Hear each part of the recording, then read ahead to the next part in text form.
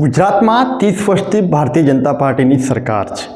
એનો મતલબ કે ગુજરાતમાં 30 વર્ષથી કોંગ્રેસ પાર્ટી માત્ર વિપક્ષમાં બેસીને જ કામ કરી રહી છે। કોંગ્રેસ પાર્ટી આટલા વર્ષો થઈ ગયા પરંતુ હજી સુધી ગુજરાતમાં કમબેકની કોઈ આશા એ કોંગ્રેસ પાર્ટીમાંથી નથી દેખાતી। કોંગ્રેસ એનું જો કારણ સમજીએ તો એ પોતે કોંગ્રેસ જ જવાબદાર છે, કેમ કે કોંગ્રેસ જોડે હવે કોઈ એવા મજબૂત નેતાઓ નથી। જે એક મજબૂત નેતાઓ હતા કે જેમને થોડી ઘણી સારી એવી રાજનીતિમાં એમની સારી એવી પકડ હતી, એ બધા જ નેતાઓ પક્ષ પલટો કરીને ભારતીય જનતા પાર્ટી સાથે જોડાઈ ગયા। એટલે આજના સમયે કોંગ્રેસમાં માત્ર એવા ગણ્યા ગાંઠા જ નેતાઓ કહી શકાય કે જે કોંગ્રેસ પાર્ટીમાં સારું એવું વર્ચસ્વ ધરાવે છે। બીજા બધા જ નેતાઓ કોંગ્રેસ છોડીને ભારતીય જનતા પાર્ટી સાથે જોડાઈ ગયા છે। એટલે આના કારણે આટલા વર્ષોથી જે કોંગ્રેસ પાર્ટી હજી સુધી ગુજરાતમાં કોઈ કમબેક કરે એવી કોઈ આશાઓ નથી। દિવસે ને દિવસે એવું જ જોવા મળતું હોય છે કે કોંગ્રેસ પાર્ટી હવે એકદમ કમજોર થતી જાય છે।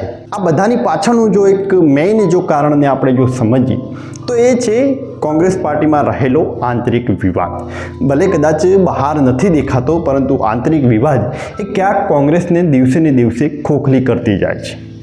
થોડા દિવસો પહેલાં આવો જ એક આંતરિક વિવાદ જોવા મળ્યો।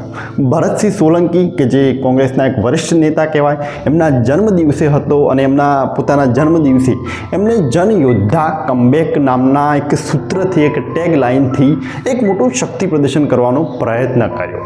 જો કે એ શક્તિ પ્રદર્શન કરતાં એ સ્પષ્ટ દેખાઈ આવે છે કે ક્યાંક કોંગ્રેસનો એ આંતરિક વિવાદ દેખાઈ રહ્યો છે। શું હતું આની પાછળનું આખું કારણ? ભરતસિંહ સોલંકી હવે કેમ એક કોંગ્રેસ સાથેનો બળવાની એક વાત ક્યાંક કરતા હોય એ રીતે જોવા મળ્યું છે? શું છે કોંગ્રેસ કમબેક નથી કરી શકતી એના પાછળનું આખું રાજકારણ? એ આજના સમીક્ષાના વિડીયોમાં થોડોક સમજવાનો પ્રયત્ન કરીએ।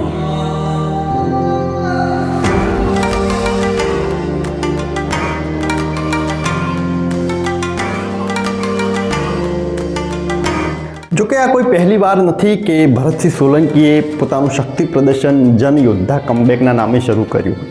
આની પહેલાંનો એમનો જ્યારે જન્મદિવસ હતો એ વખતે એમને ટેગલાઇન આપી હતી કે નવ ગુજરાત સર્જન।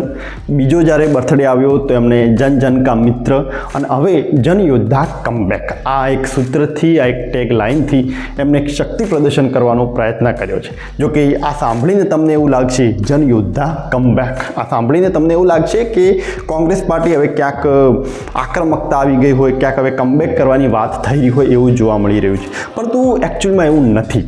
આ જે જનયોદ્ધા કમબેકની જે વાત છે, જે કમબેક છે, એ કોઈ કોંગ્રેસ પાર્ટીનું નહીં પરંતુ ભરતસિંહ સોલંકીનું છે। કમબેક કોંગ્રેસ પાર્ટીમાં એટલા માટે કે જે રીતે હવે ક્યાંક કોંગ્રેસ પાર્ટીમાં માળખું બદલવાની જે વાત હોય એના કારણે ક્યાંક ભરતસિંહ સોલંકીને કોઈ સ્થાન ન મળે એના માટે પોતાનું એક શક્તિ પ્રદર્શન કર્યું। પોતાના જન્મદિવસે જન યોદ્ધા કમબેક નામના એક સૂત્રથી એમને પોતાનું શક્તિ પ્રદર્શન બતાવવાનો પ્રયત્ન કર્યો કે જો કોંગ્રેસ પાર્ટી અમારી વિરોધમાં પણ જશે તો એનું પરિણામ કદાચ કંઈક ખોટું હોઈ શકે એમ છે। ગુજરાતમાં એક વખત એવો સમય આવ્યો 2017ની વિધાનસભાની ચૂંટણી, અને એ વખતે એવું સ્પષ્ટ દેખાતું હતું, ક્યાંક લોકોને હવે આશા હતી કે આ વખતે તો કોંગ્રેસની સરકાર બનશે।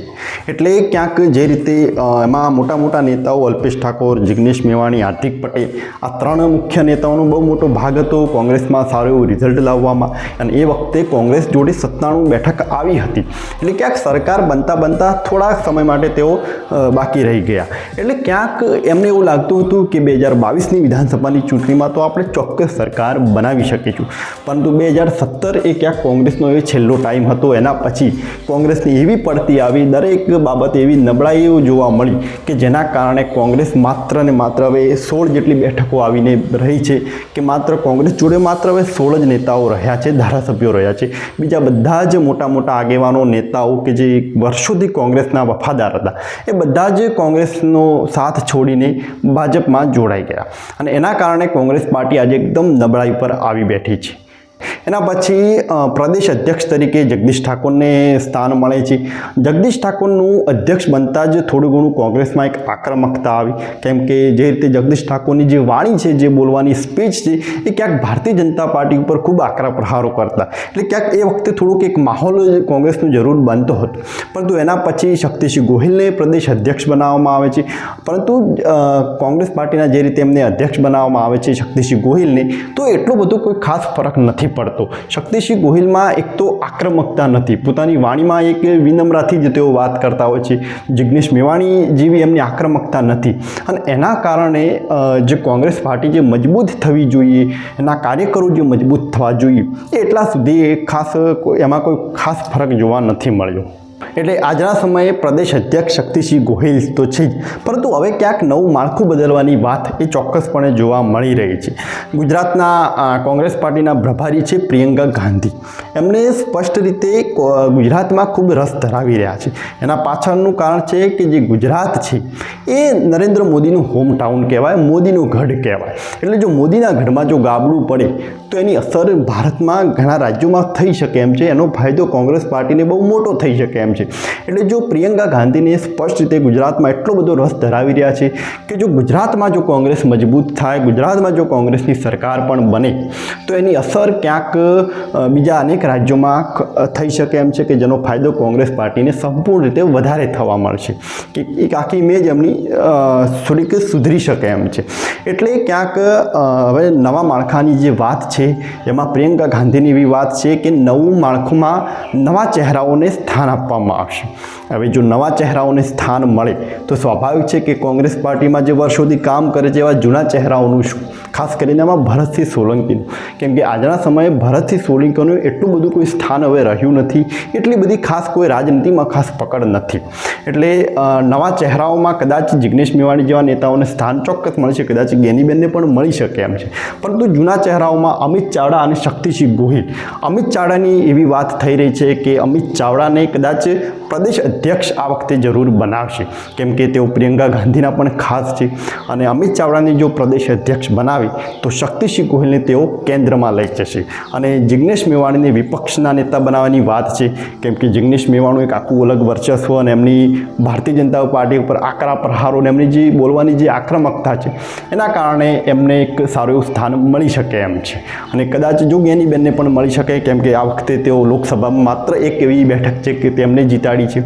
એટલે આ બધાના કારણે આ બધા નેતાઓનો તો ચોક્કસપણે સમાવેશ થઈ શકે એમ છે. પણ આ બધામાં ક્યાંય ભરતસિંહ સોલંકીનું નામ નથી. અને એ જ કારણથી ભરતસિંહ સોલંકી એ આવા જનયોદ્ધા કમબેકની આખી શક્તિ પ્રદર્શન કરવાનો પ્રયત્ન કરી રહ્યા છે કે જેથી કોંગ્રેસ પાર્ટીમાં ક્યાંક એવું લાગે કે અમારી વિરુદ્ધમાં તમે નહીં જઈ શકો. જોકે ભરતસિંહ સોલંકી તમે જુઓ તો ભરતસિંહ સોલંકીને રાજકારણમાં સારી પકડ બનાવતા આવડી નથી. કેમ કે આજના સમયે તમે જુઓ તો ગ્રાસરૂટ લેવલ પર ભરતસિંહની કોઈ સારી એવી પકડ નથી. કોઈ વધારે અસર પાડી શકે એટલું એમનું આખું પીઠબળ રહ્યું નથી. એમના પિતા માધવસિંહ સોલંકી રાજકારણ જે રીતે રમતા હતા એવું રાજકારણ એ ભરતસિંહ સોલંકીને નથી આવડ્યું, એ વાત પણ સ્પષ્ટ છે. એટલે એના જ કારણે એમને આવા નાના મોટા જે દાવ એ કોંગ્રેસ પાર્ટીની વિરુદ્ધમાં ક્યાંક બળવાની રૂપે રમવા પડતા હોય એવું જોવા મળી રહ્યું છે. એટલે ગુજરાતમાં પોતાનું કમબેક લાવવા માટે ગુજરાત કોંગ્રેસ કે જે ક્યાંક હાઈકમાન્ડ જે રીતે કોંગ્રેસ પાર્ટીમાં જો ફેરફાર કરે તો ત્રણ એવા નામ છે, જિગ્નેશ મેવાણી, અમિત ચાવડા અને શક્તિસિંહ ગોહિલ. આ ત્રણ નામ એવા છે કે એમને જે માગે એ તેમને મળશે. અને ભરતસિંહ સોલંકી એક એવું નામ છે કે જેને જે વધશે એ મળશે. એટલે આટલો એક ડિફરન્ટ છે ને એના કારણે ભરતસિંહ સોલંકી ક્યાંક બળવાના રૂપ સુમે જોવા મળી રહ્યા છે, ક્યાંક આવા એક પ્રદર્શન કરીને જોવા મળી રહ્યા છે. જો કે તમે સમજો તો કોંગ્રેસ પાર્ટી જે નબળી થઈ રહી છે ક્યાંક આવા આંતરિક વિવાદના કારણે થઈ રહી છે કે જે નવા ચહેરાઓને ક્યાંક મોકો નથી આપતી. કેમ કે ભરતસિંહ સોલંકી ઘણા વર્ષોથી કોંગ્રેસ પાર્ટી માટે એમને કામ કર્યું છે, પણ સામે એ પ્રમાણે હવે એમનું એટલું પીઠબળ નથી કે જે કોંગ્રેસ પાર્ટીને વધારે ફાયદો કરાવી શકે એમ છે. અને કોંગ્રેસ પાર્ટીને આ જ એક કમજોરી માની શકાય કે કોંગ્રેસ પાર્ટી પોતાના નવા ચહેરાઓને સ્થાન આપી શકતી નથી, જૂના ચહેરાઓને આગળ કરવા પડતા હોય છે. કેમ કે એ પણ એમની મજબૂરી છે, ક્યાંક બળવા રૂપે તેઓ ભાજપ સાથે જોડાઈ જતા છે. આવા અનેક કારણો જવાબદાર છે. એટલે આવનારા સમયમાં હવે ખબર પડશે કે કોંગ્રેસ પાર્ટી પોતાનું કમબેક કરી શકે છે કે નહીં. અને જો નવું કમબેક કરવા માટે નવું માળખું બનાવે છે તો ભરતસિંહ સોલંકીનો સમાવેશ કરે છે કે નહીં એ હવે જોવાનું રહે છે.